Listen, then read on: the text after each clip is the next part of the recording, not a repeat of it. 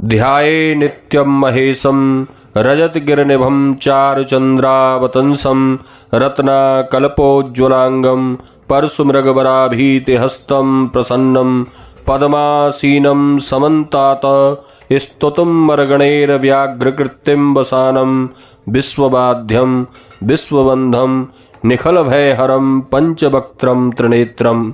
नमस्कार प्रिय बंधुओं, आप सभी का हमारे YouTube चैनल में बहुत बहुत स्वागत है।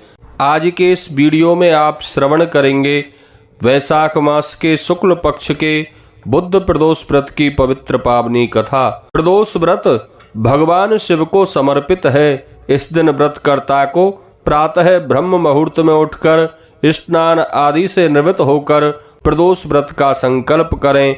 भगवान शिव की प्रातः काल भी यथाशक्ति पूजा अर्चना करें।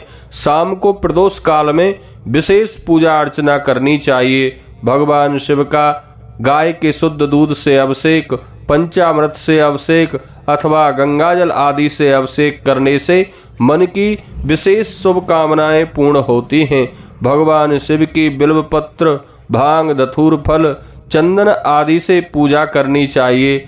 बंधुओं, तदुपरांत प्रदोष व्रत की कथा श्रवण करनी चाहिए। भगवान शिव की आरती उतारनी चाहिए। इस प्रकार जो भक्त सच्ची श्रद्धा से और भगवान के प्रति मन में सच्चा विश्वास रखकर व्रत करते हैं, उनके मन की कामना अवश्य ही महादेव पूरी कर देते हैं। भगवान भोलेनाथ बहुत ही शीघ्र प्रसन्न होने वाले देव हैं। वैसे भगवान शिव आपके एक लोटा साधारण जल से भी प्रसन्न हो जाते हैं, यदि वह सच्ची श्रद्धा से भगवान को अर्पित किया जाए तो। बुद्ध प्रदोष व्रत में हरी वस्तुओं का प्रयोग करना चाहिए, जैसे कि हरे वस्त्र धारण करें, हरी वस्तुओं का दान करें। इस प्रकार हरी वस्तुओं का प्रयोग करना चाहिए। तो चलिए श्रवण करते हैं बुद्ध प्रदोष व्रत की कथा। एक बार प्रेम से कहिए, बोलिए शंकर भगवान की जय, पार्वती माता की जय। इस व्रत में दिन में केवल एक बार भोजन करना चाहिए। यह व्रत शंकर भगवान का सबसे प्रिय व्रत है। शंकर जी की पूजा धूप, दीप, बिल्व पत्र, नैवेद्य आदि से की जाती है। प्राचीन काल की कथा है। एक पुरुष जिसका नया नया विवाह हुआ था, वह गोने के बाद दूसरी बार पत्नी को लेवाने के लिए अपनी ससुराल पहुंचा और उसने अपनी सासू माँ से कहा कि बुधवार के दिन ही वह पत्नी को लेकर अपने नगर को जाएगा। उस पुरुष के सास ससुर ने, साले सालियों ने उसको बहुत समझाया कि देखिए, बुधवार को पत्नी को विदा कराकर ले जाना शुभ नहीं है, लेकिन वह पुरुष अपनी जिद से टस से मस नहीं हुआ। विवश होकर उसके सास ससुर को अपने जामात और पुत्री को भारी मन से विदा करना पड़ा।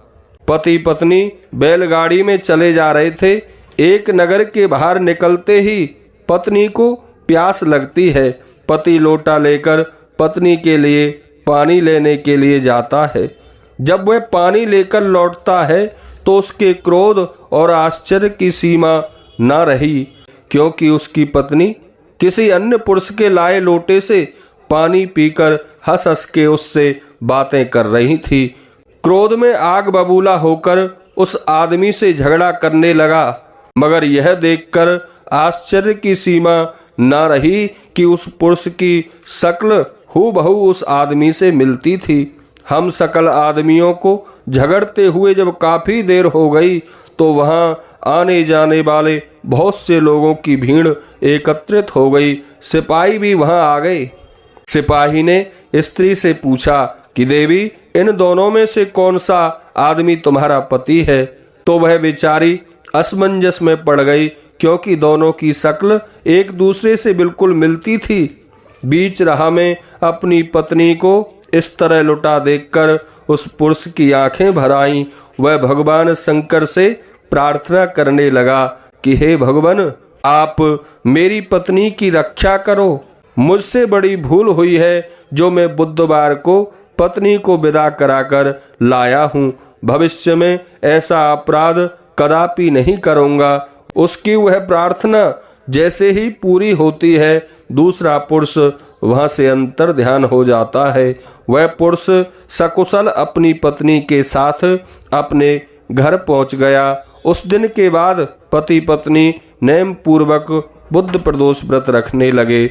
जो भक्त श्रद्धा से बुद्ध प्रदोष व्रत को करता है, उन्हें विद्या बुद्धि का लाभ प्राप्त होता है और भगवान शिव की कृपा प्राप्त होती है। बोलिए शंकर भगवान की जय, पार्वती माता की जय।